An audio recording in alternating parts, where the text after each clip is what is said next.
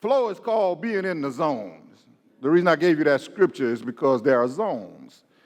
If you're going to flow in God's grace and mercy for your relationships, you're going to have to get in the zone.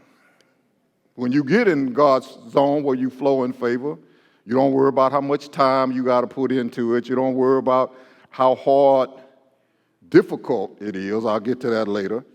You don't worry about outside influences.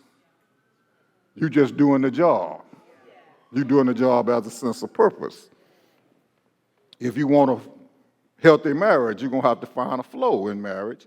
And to find the flow, you got to get in the zone. Now, what we read earlier, I believe this is true. I found it out in my own life, is that there are basically two zones. One is the zone where you flow. The other zone is where you go to destruction. You don't flow. What God told Moses to tell the people, he said, over here is blessing and prosperity. Over here, this is in verse 15, blessings and prosperity. Over here is death and destruction.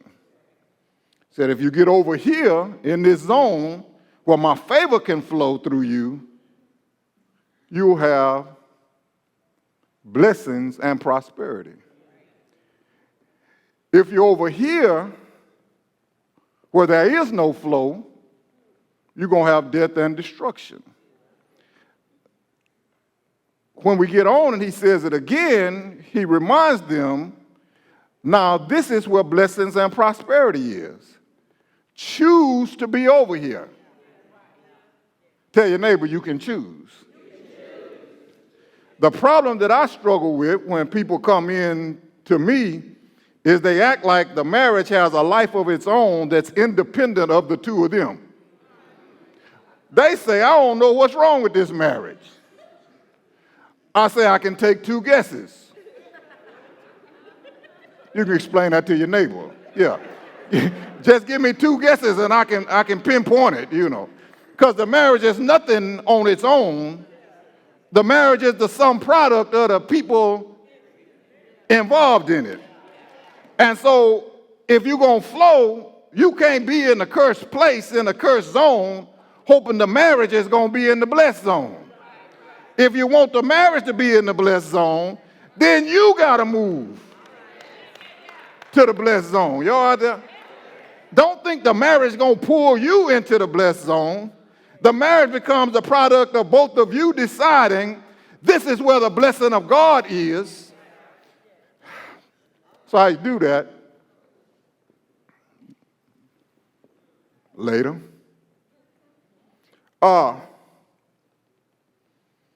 Every married couple, engaged couple, should ask, are we in a blessed zone? Is this a life? Is this a partnership that God can bless? Have we chosen a path that God favors? Now, if you hiding contact lists,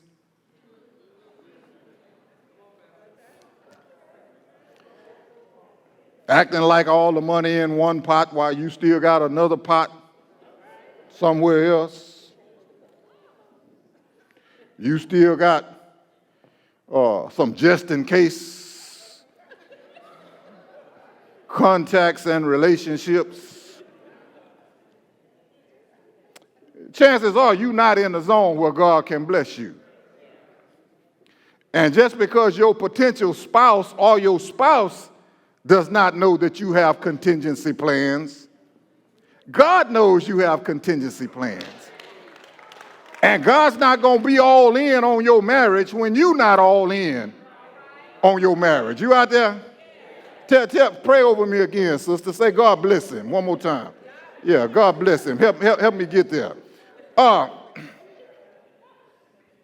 So, anyway, I gotta hurry up. You gotta ask, are we equally yoked? Do we flow together? If you're not equally yoked, you're going to have a hard time flowing unless one person says, I'm going to be responsible. So I told the people Wednesday night, Yoke makes people walk in step. Normally, when you want yoke to be easy, you put similar folks with similar yoke.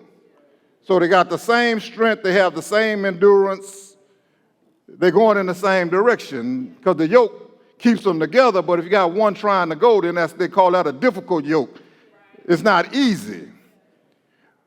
But suppose one's smarter and one has more energy and the other one doesn't, and they're yoked. One can't keep up. You understand? Well, once you decide you yoked, either one got to catch up or one got to slow down. One who cannot catch up, it doesn't do any good to want them to catch up. Y'all don't get this at all, do you? You have to be the one who slows down if you're going to walk together. Because once a person has done all they can do, they can't do no more, even when you still can. Y'all, okay. This is going to get better next week, I promise you, because old girl going to pray for me all week. She's going to be telling God to bless him. She going to be saying, God bless him.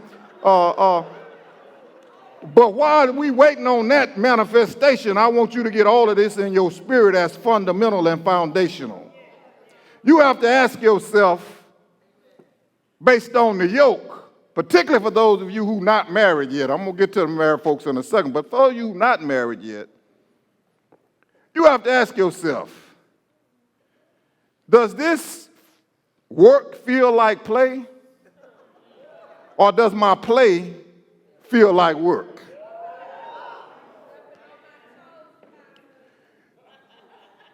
You're not flowing if your play feels like work.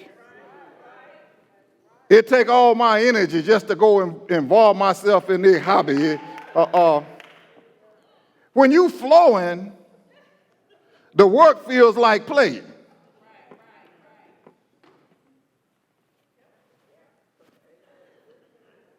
"30 years into this kind of thing, when Desiree and I go to a restaurant, we sit on the same side of the table. You know, we sit on the same side of the table. Now, when we first started dating, we sat on separate sides of the table and we looked in on each other. You know, we looked in on each other. Now we sit on the same side of the table and we look out at the world. We see it the same. We see challenges that we have to conquer together. It don't take no energy. It don't matter what shows up out there. We are moved to the place where the relationship gives us life. It don't suck the life out of us. When you're not in your zone, the relationship will suck the life out of you.